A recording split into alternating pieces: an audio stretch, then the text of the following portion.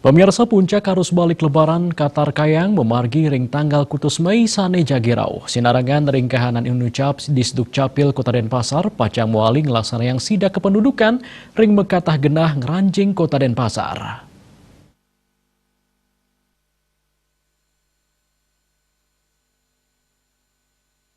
Kepala Disdukcapil Kota Denpasar, Idewo Gede Juli Arte Brata Mausang, sidak duktang kelaksanaan untuk nampenin arus balik lebaran sani katahnya nih memargi, sangkaning krama sampun muali rau saking mudik, sepisana nyalahin krama sani nenten medue identitas diri ngeranjing Denpasar.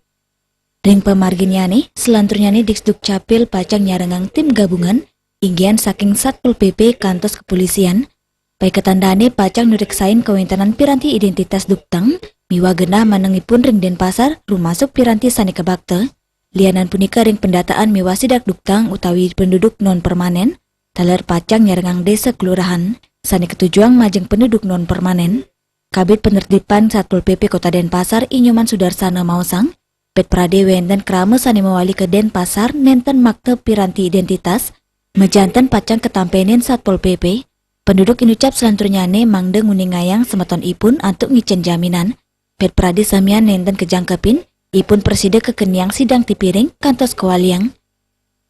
Asmara Putra, Bali Pos.